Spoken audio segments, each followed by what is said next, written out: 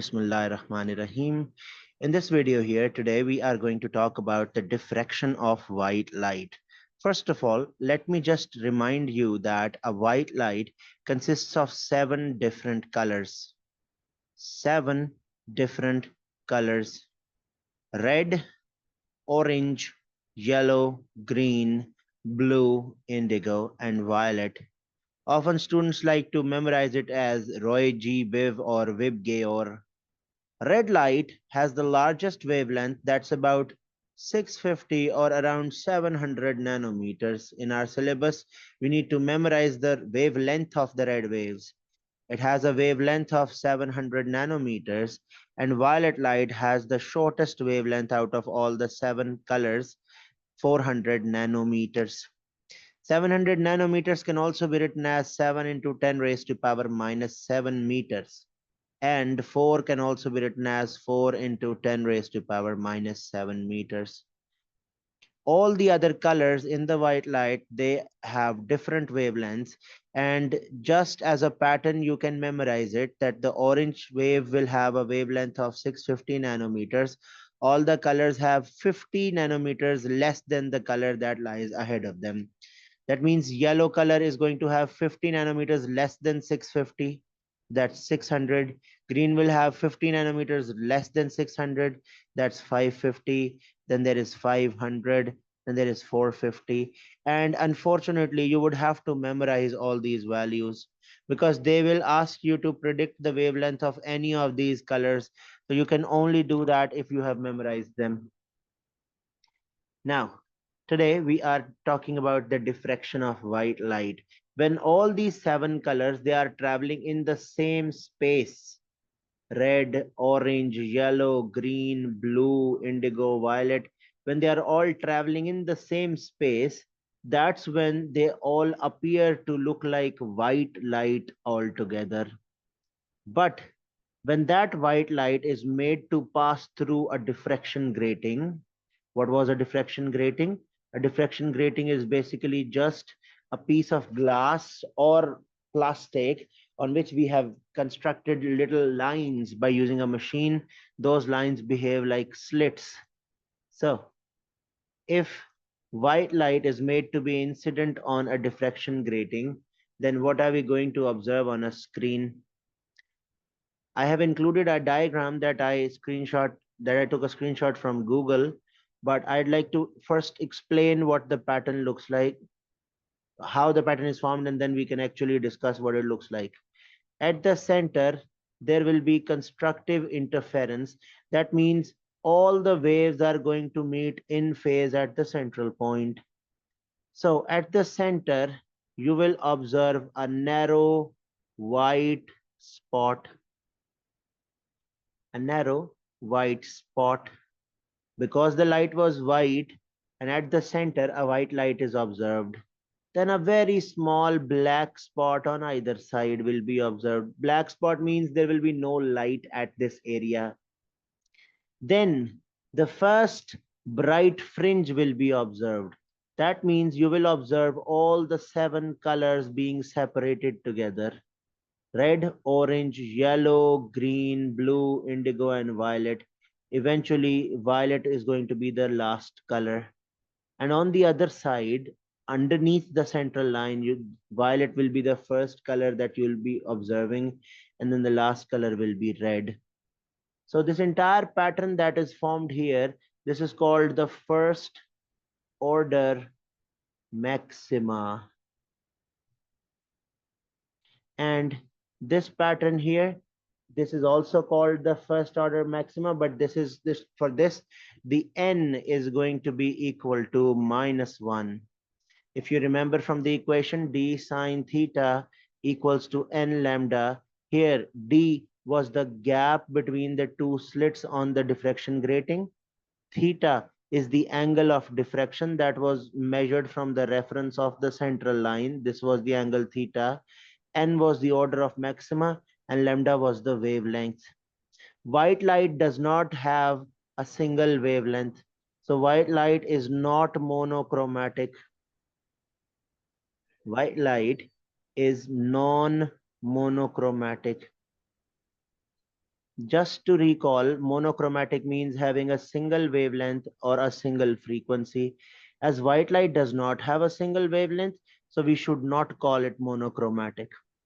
Now, why do we see the 7 colors being separated? I'm going to answer that. Why white light splits into 7 colors? Before I move on to answering that question, after the red color here, you will be observing a little black or dull region again where you won't be observing any color. Similarly on this side as well, beyond red, there will be a dark area where there will be no colors. And then there will be another diffraction maxima formed where you will observe red color at the top and violet color at the bottom. All colors will be in between. This will be called the second order maxima.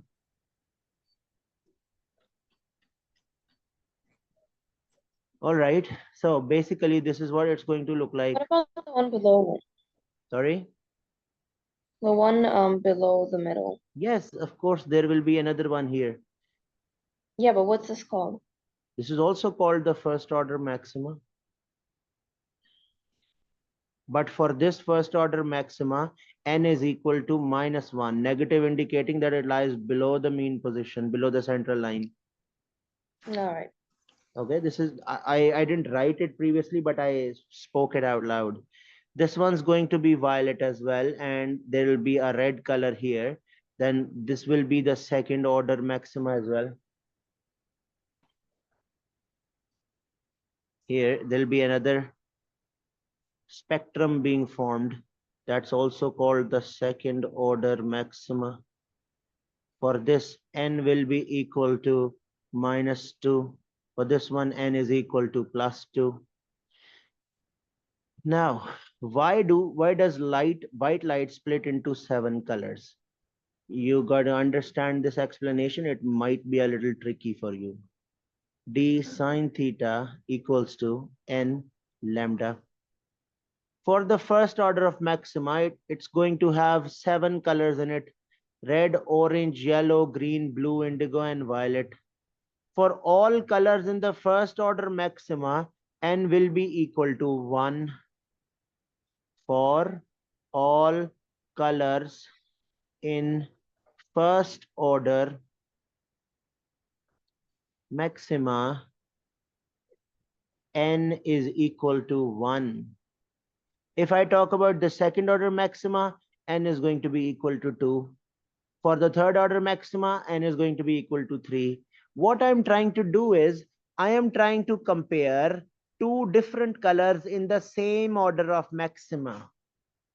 Like for example, I am using the first order maxima. So I want to compare why red and violet colors have separated. Why are they forming on the screen?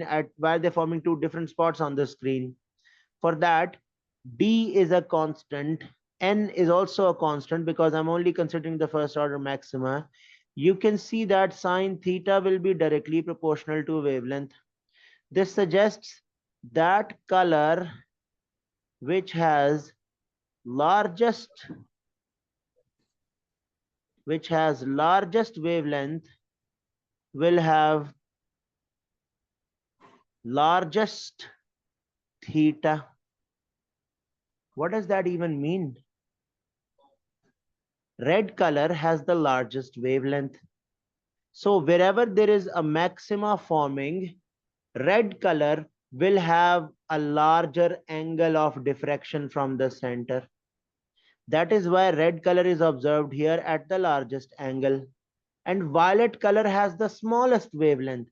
So violet color is going to have the smallest angle of deviation. Why? Because violet has smallest wavelength, smallest lambda, so theta is smallest. This tells us that the wave that has a larger wavelength, it will get diffracted more from the center. That means it's going to have a larger angle of diffraction. All the other colors like orange, like blue, they all have intermediate wavelengths. That means less than red and greater than violet. That is why a blue color will also have an angle greater than violet, but less than red.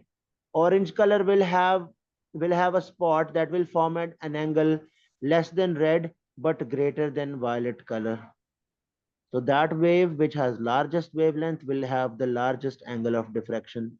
Similarly, on the other side as well, red color is formed the furthest away from the center, and violet color is formed the closest to the center. That's because violet color has a smaller wavelength, so it has a smaller angle of diffraction from the center. Whereas red color, it has the largest wavelength, so it has the largest angle of diffraction. Do you understand that? Yeah. All right, that's great. That was a slightly complicated concept, but I'm glad that you understood it. There will be black spots here, and then there will be another spectrum forming where red is going to be the furthest away and violet is going to be the closest to the black spot. Sir, how long will the spectrum keep forming? All right. So basically, you are asking me to find out the maximum number of maximas, right? Yeah. The Oh, okay. maximum, yes. We did this yesterday. Yes, exactly. Maximum number of maximas. That means if you have a screen for a maximum number of maximas, the angle theta is going to be 90. So in the equation d sine theta equals to n lambda, you will place theta to be equal to 90 degrees. Sine 90 will be 0, and then d divided by lambda is going to be equal to n. Okay? Yep. Do you want Yeah. me to show you a past paper question from this? Sure. Okay, I'll just download it in a minute. All right, here's a question from a similar concept that we discussed. Um, the diffraction of white light is not a very common question. That's why you don't need to worry about that. But the maximum number of maximas is a very common question that the examiner tests you on.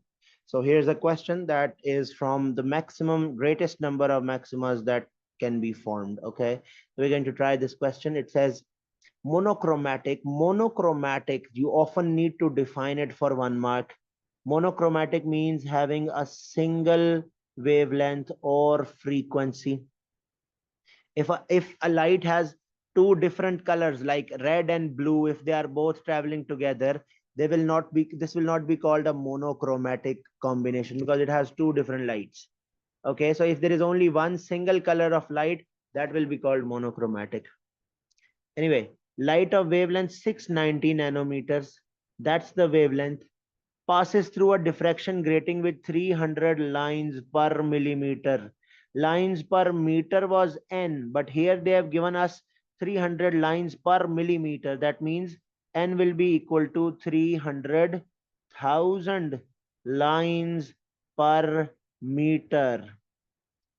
If in 1 millimeter there are 300 lines, then in 1000 millimeters there will be 300,000 lines. Okay, so what is the greatest number of maxima that can be observed? We recall the equation d sine theta equals to n lambda. D was replaced by 1 over capital N as discussed in the previous lesson. For maximum number of maxima, instead of theta, you're going to place 90 degrees. N is what you need to find out. Wavelength, we will substitute that in a minute. Now, capital N is 300,000. I converted the millimeter into meters. Sine of 90 is basically 1. You need to find out this N, and lambda is going to be 690, and nano is 10 raised to power minus 9. So from here, small n will be equal to 1 divided by 300,000 multiplied with 690 into 10 raised to power minus 9. Do you have a calculator? Solve this.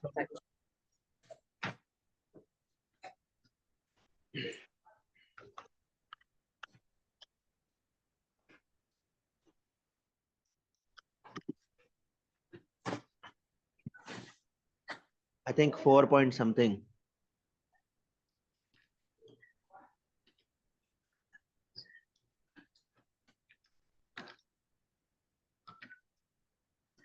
Yeah, 4.83.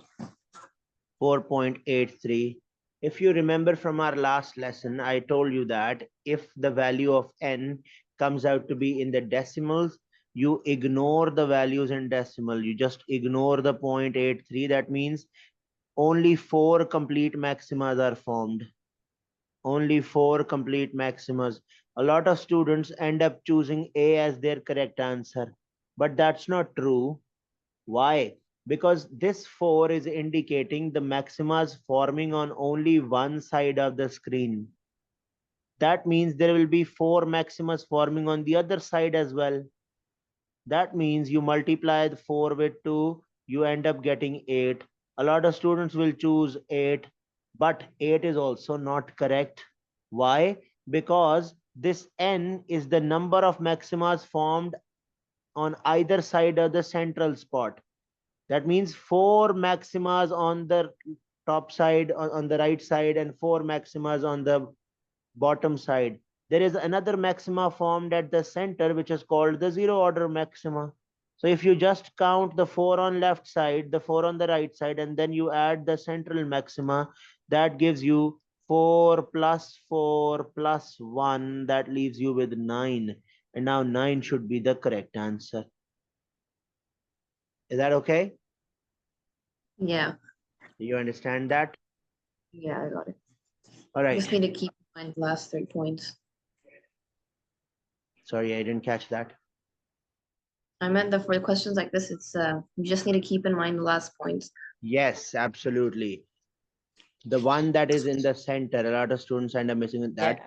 Sometimes instead of saying the maximum number of maxima, examiner says, what is the maximum number of maximas formed on one side of the screen? That's when you wouldn't have to add the ones on the other side of this of the I mean one side on the of the central line. In that case, you wouldn't have to add the ones on the other side of the line. Do you get it? Yeah, I got it. Examiner would say, just find the number of maximas on one side of the screen and you will just find out n and that'll be it. Now here's another question. It says apparatus is arranged to show double slit interference using monochromatic light. Double slit interference. It automatically got me to think about lambda equal to ax by d.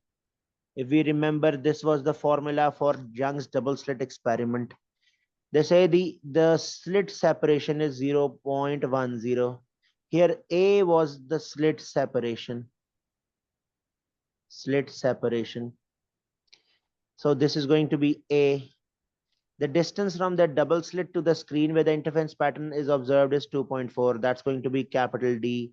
And the fringe width, the gap of the fringe, the width of the fringe, this is going to be X. Okay, how wide the fringes are. Now, they say this distance to the screen is now changed to 1.8. That means initially this was D1 and now this is going to be D2. They say, and the slit separation is doubled. Okay, that's another change. The slit separation was 0.10. So now the slit separation is also doubled. I think I missed this one. Slit separation is doubled. That means initially it was 0.10. Now it's going to be 0.20 millimeters. Okay.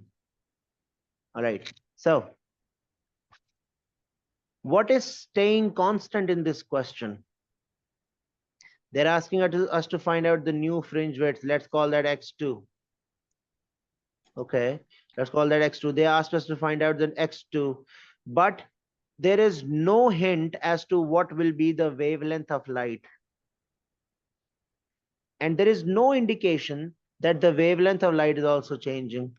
This tells us that we are making changes to the apparatus only. The wavelength is not changing. The previous wavelength is equal to the second wavelength as well. Originally, lambda is equal to ax by d. If it was lambda 1, the wavelength that we were using initially, that had to be calculated by a1 into x1 divided by d1. And for lambda 2, a2 into x2 divided by d2. Now we just substitute the values in it. Originally, a was equal to 0.10. A 0.10, X was originally 12 millimeters, milli is 10 raised to power minus 3, D, the distance that was equal to 2.4. Now they tell us that the slit separation is double, that means now it is 0.20. X2, they are asking us to find out X2, and D2, they are telling us that it's going to be 1.8. There is only one thing that may be confusing, that why have I kept this lambda 1, the wavelength calculated by the first set of data, and lambda 2, the wavelength calculated by the second set of data, equal to each other? Why have I kept that? Because in the question there is no suggestion that the wavelength is being changed. So that means the wavelength that was originally there, it's still going to be the same. We are just making changes to the equipment that we were using. Now, we'll just substitute the values. A was equal to 0.1 milli. A was equal to 0.1 milli. Milli is 10 raised to power minus 3. Then X1, how much was X1? 12 milli, 12 into 10 raised to power minus 3. And you divide it with the distance that was originally between the slit and the screen, that was 2.4. And then the new A2 is going to be 0.2 into 10 raised to power minus 3. And then you multiply this with the new X2 that you need to find out. Then you divide it with the distance D2, that's going to be 1.8. Okay. Now simply make X2 the subject of the equation. That's going to be pretty easy. X2 will be equal to 0.1 into 10 power minus 3. Then you multiply that with 12 into 10 power minus 3. And then you multiply it with 1.8. And then you divide all of this with 2.4 multiplied with 0.2 into 10 raised to power minus 3. You just solve all of that. What do you get?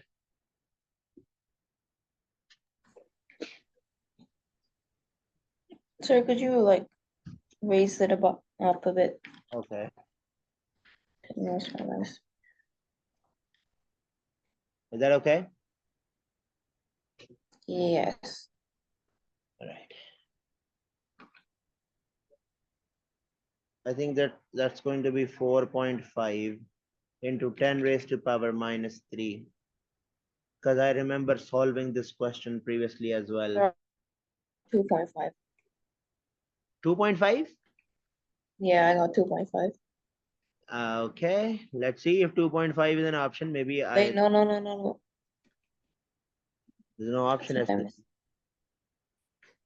Yeah, I missed 1.8.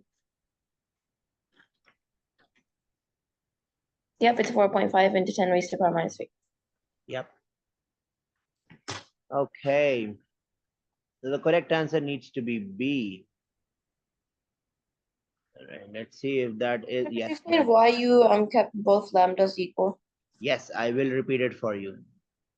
See, in the question, there was a lot of things happening here. There were a lot of things happening. There were things being changed, but they tell us that we are using a monochromatic light. That means it's only going to have a single wavelength. Even if we change the separation of the slit, even if we change the distance from the screen, the monochromatic light source is not going to change the wavelength of light. That's why the wavelength that was originally being used in the experiment, we made changes to the experiment, but we were unable to change the wavelength. At least there is no piece of information in the statement that suggests that wavelength was changed. That is why I kept the initial wavelength and the final wavelength constant. So since it wasn't mentioned that the wavelength was changed, we took it equal. Because it doesn't mention that there was a change in wavelength. So we will automatically assume that the wavelength is staying constant. All right. Okay, that's great. Now I'll give you an introduction of the next topic from the same chapter. Okay, the chapter is not ending, but this is going to be the last subtopic from this chapter. Okay, the topic is called stationary waves. The topic is called stationary waves.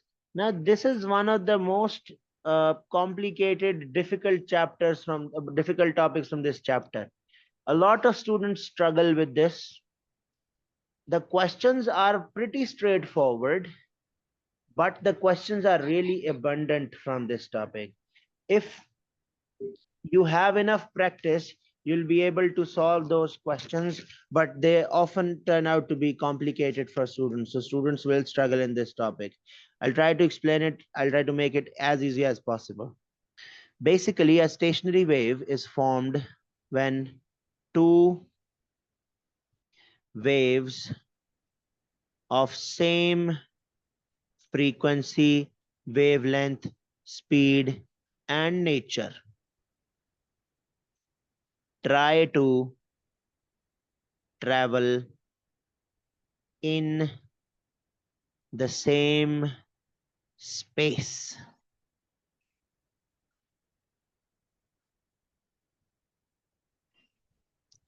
When two waves of same frequency, same wavelength, same speed and nature. What do I mean by nature? I mean, if they are electromagnetic waves, then both of them should be electromagnetic. If one of them is sound wave, then the other one will also be sound wave. Waves of two different nature cannot interfere with each other. That means an electromagnetic wave won't be able to interfere with sound, or sound won't be able to interfere with light. In order for interference to take place, they both have to be of the same nature. Now, whenever there is a stationary wave forming, there is no net transfer of energy. There is no net transfer of energy. What does that even mean? Two progressive waves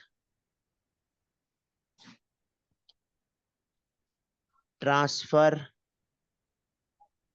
energy in opposite directions. Two progressive waves transfer equal energy in the opposite direction. What does that mean? One of the wave is transferring energy from left to right, and another wave will be transferring energy from right to left. See, if let's say 10 joule energy is transferred towards right, then 10 joule energy is transferred towards left as well. That way, there will be no net transfer of energy. I hope that's understandable. Or could you repeat this again? I was trying to explain that when there are two waves, both of them traveling with equal amounts of energy, if one wave transfers an amount of energy towards right and another wave transfers energy towards the left, that way there will be no net transfer of energy. The Okay, same okay. amount of energy going to right is also moving towards the left. That way, the amount of energy moving to right is equal to the energy moving to the left. That way, the total energy transfer is going to be zero. Okay. Okay. Yeah. What is a progressive wave? A progressive wave simply means a wave that transfers energy. So if there is a progressive wave transferring energy to the right and another progressive wave transferring energy to the left, they will end up forming no net transfer of energy. इनकी दोनों की वजह से, because of the two of them, there will be no energy transfer taking place. I'll show you how stationary waves are formed.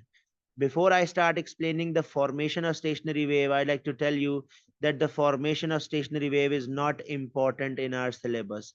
But I will still explain the entire process for you because you are not going to understand it otherwise. Okay. In our syllabus, the stationary waves are also often called standing waves.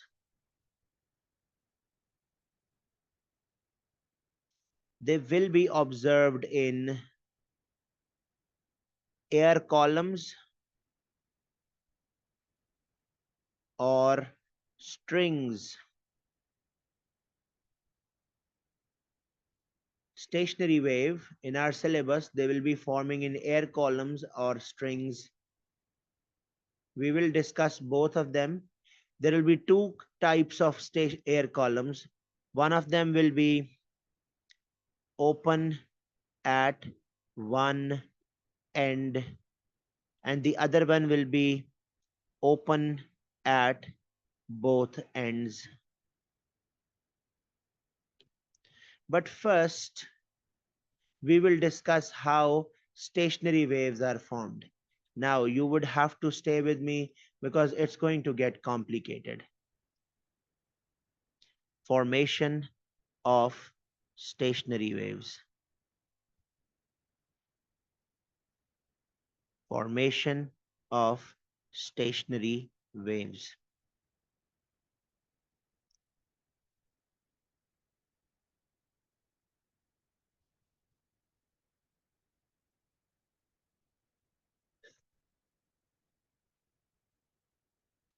Imagine this is a transverse wave traveling towards right. And here is another transverse wave, but this one is traveling towards the left. In order for stationary waves to be formed, the two waves need to be of the same kind, same frequency, same wavelength, same speed, but direction should be opposite. So one of the wave, I'm making it with blue and the other one is being made with red, just so that we can differentiate between them.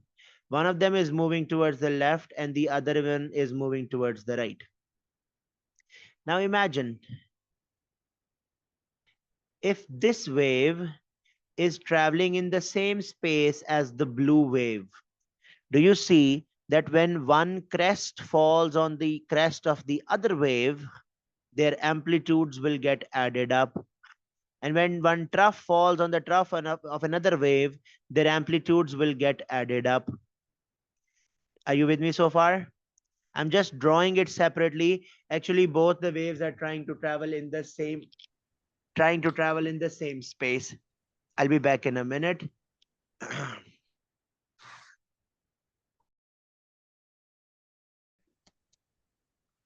All right, so I'm going to tell you what this diagram is representing. Imagine I have a string that looks like this. This string is going to behave like a medium, a material in which the wave will travel. When we hold it from one end and we move the string up and down and then lower than the central line and then back to the mean position, that way it is going to create a transverse wave formed in it. The wave is going to travel towards the right. Are you with me so far? Yes. Okay. And simultaneously, I have another source on the other side. I move it up and then down, and then I move it below the mean position and then back to the mean position. That way it will also create another transverse wave forming in it, but that wave will be forming towards the left, will be traveling towards the left. Are you with me so far? Yes. So both these waves will try to travel inside the same string. So when they are going to reach the center, they both these waves will either try to cause constructive interference, and after some time they will form destructive interference, and then after some time they'll form constructive interference again, and then after some time they'll form destructive interference as well. Why? I'll show you. Okay, look at the one that the diagram that I'm making at the left side of the screen. Imagine this is the red wave and that one is the blue wave. Okay, when they try to cross paths with each other, do you see when crest of one wave falls on the crest of another wave, that's when their amplitudes will get added up. Did you understand Yeah. that? Yes. Yes. After another some time, one wave would have moved a little further. Now what will happen? Crest of the blue wave will be formed where the trough of the red wave is formed. That's when they will form destructive interference. All right. Then when because the waves are moving, when this wave shifts a little more towards the left, You see now the crests and crests are falling on top of each other. There will be constructive interference again. Now, after Yeah. this red wave moves a little further, the crests and troughs are forming again. They're falling on top of each other. That's when destructive interference will take place. Do you understand? As the waves cross with each other, they form a series of constructive and destructive and constructive and destructive and then constructive interferences. So when these waves cross each other, do they maintain the same speed they had before? Absolutely, because speed is dependent on medium. Because both the waves are trying to travel in the same string, that is why their speeds are not going to change. Only their amplitudes will get changed once they interfere with each other. Okay, okay. All right. Every now and then, students, they try to struggle when they are trying to interpret what a stationary wave is going to look like. Okay, so I will show you what a stationary wave looks like. Okay, it feels as if the crests and troughs are not moving. When you look at a stationary wave that is formed, it feels as if the crests and troughs are not traveling. Not traveling, what does that mean? First, I'll show you what it looks like when it appears as if the crests and troughs are traveling. Okay, I hope you can see my screen here. Yeah, again. If I use the oscillate option on this simulation, we will see the crests and troughs are forming. You can see the crest continues to move towards the right. See, it appears to be moving towards the right. The particles are staying in their own position, but the hump, the crest, it appears to be moving towards the right. Right now, this is just a progressive wave and not a stationary wave. Are you with me? Yes. Okay. If I want to see a stationary wave being formed, okay, you will see that when I choose this oscillate option, there will be a wave that will be traveling towards the right. And then when this wave travels towards the right, there is a fixed end. You know that waves can get reflected from the fixed ends. So this source here that I'm going to show you in a minute, that will be creating a wave. That wave will travel towards the right, then it will get reflected from this fixed end, and that wave will travel towards the right. Now, the source will continue to vibrate up and down. That means it will continue to create waves that will be traveling towards the right. And the fixed end will continue to reflect the light. That means there will continuously be waves traveling towards the right and waves traveling towards the left inside the string. Do you remember the necessary conditions for the stationary waves to form? There must be two waves traveling in the opposite direction, traveling in the same medium, should have the same wavelength, same frequency, same speed. So the wave that is reflected from the fixed end, that wave is also going to have the same frequency, same speed, same wavelength. Only the direction is going to change.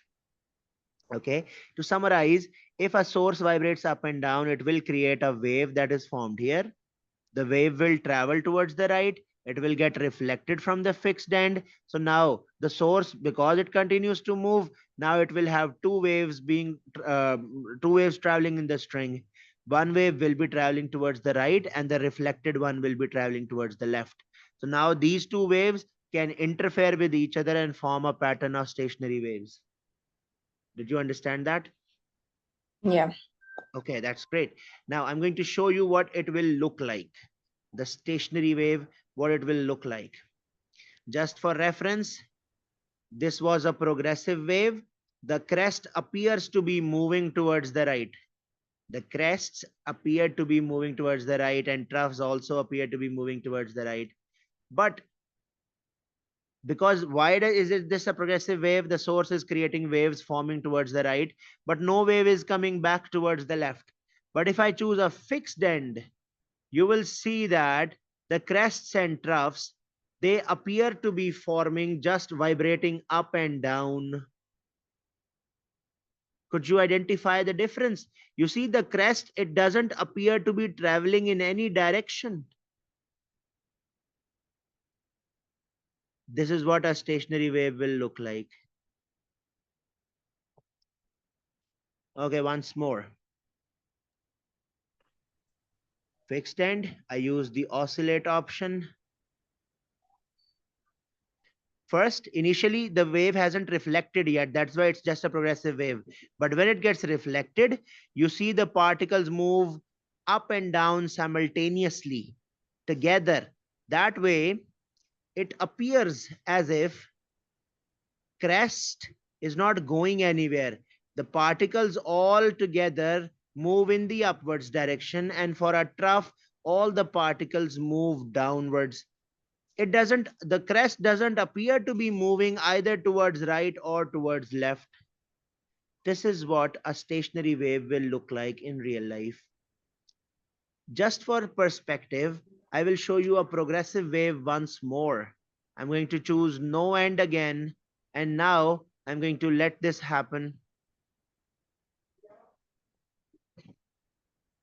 Okay, right now the software is kind of confused, but now you see the crests and troughs, they appear to be moving towards right because every particle is moving with a slight delay as compared to the particle behind it. That is why it looks like as if the crests are traveling, even though the particles are there. But if I choose the fixed end again, you will see automatically the particles start vibrating only up and down all together, giving an illusion that the crests and troughs, they are not traveling towards the right or left. Hence the name stationary wave or the standing wave. Okay, okay, I got it. All right. Yeah. Okay, that was kind of a complicated concept. If you So got it it, looks like the wave is yep. flipping. Looks like that is kind of a glitch from the software. Oh, okay. Okay, this abnormality that you can see, because initially the wave wasn't able to, the software wasn't able to identify that it was a standing wave that we were trying to form. Okay, now I like to write down a few things for you.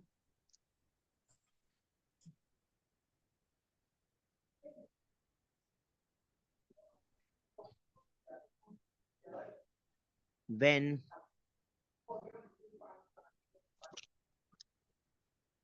when t equals to 0, t is basically a time value at which I'm trying to observe the two waves. Let's say if this is what the two waves look like. This was the first wave traveling towards the right, and this is the second wave that will be traveling towards the left. You can see that if they both interfere together, they are going to form a wave that will be constructively interfering, causing a larger amplitude of the wave. Causing a larger amplitude. So here, constructive interference is formed.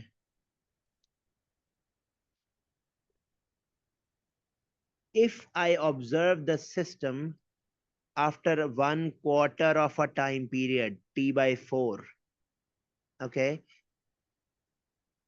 the blue wave that originally that looked like this, it had some part of the wave lying behind and some part of the wave lying ahead of these two. I call this the window of observation. We are only trying to observe only this much portion of the wave. It has portions of the wave behind it as well and ahead of it as well. Now, after 1/4 of a time period has passed, what happens to the wave? After 1/4 has passed, because this wave was moving towards the right, you can see that 1/4 wavelength will move out of this window and 1/4 of the wavelength will move into this window. See the dotted part that was originally present outside the window. Now it has come inside this window. This window is simply the portion that I'm trying to observe. Are you with me? Yes. And you see that this little portion, I'm going to highlight that with green, this portion was inside the window, but after 1/4 of a time period, this 1/4 wavelength has cross this window. That means it's not in the window anymore. At the same instance, the red wave that looked like this, it had part of wavelength behind that and ahead of it as well. This was traveling towards the left. So when 1/4 of a time period has passed, you will see that 1/4 of this wavelength will shift towards the left. You can see this bold portion here, the one that I'm showing with pink. This bold portion, it was originally inside the window, but now it has shifted outside the window. And this dotted portion that was outside the window is now present inside the window. So now when they will interfere, do you see where there is a crest present in the blue wave, there is a trough present in the red wave. And where there is a trough present in the blue wave, there is a crest present in the red wave. Do you know what's going to happen here? Destructive interference. Yes, absolutely right. That's when you will see that these waves, they are going to form a flat line. These waves will form a flat line. Similarly, in the simulation, I will show you. Do you see this little portion of the wave where a flat line is being formed? This flat portion is indicating that there was a wave that was moving towards the right, like this, and simultaneously there is another wave that's trying to move towards the left in the rope. That's when they destructively interfere, causing all the particles to stay near the central line. I got it. That is great. That's wonderful. When I allow this simulation to continue, you will see that again the waves will interfere constructively, and this flat line will be gone, and now there will be these curves forming. That's when constructive interference will take place. See, I'm going to change it frame by frame. See, again the crests and troughs are formed. This is indicating the constructive interference of the two waves. I'd like to improve my diagram over here. I drew a lot of crests and troughs. In this case, there are actually only two crests. There was this one wave that looked like this, that was trying to move towards the left, and another wave, the pink wave, that was trying to move towards the right. So when these two waves will interfere, they will end up forming a constructive interference that look like this. Is that okay? Yep. All right. So this is where we are going to end our lesson for today. I'll give you a quick review in whenever we have our next lesson. And then I'll show you how stationary waves are formed in air columns. Is that okay?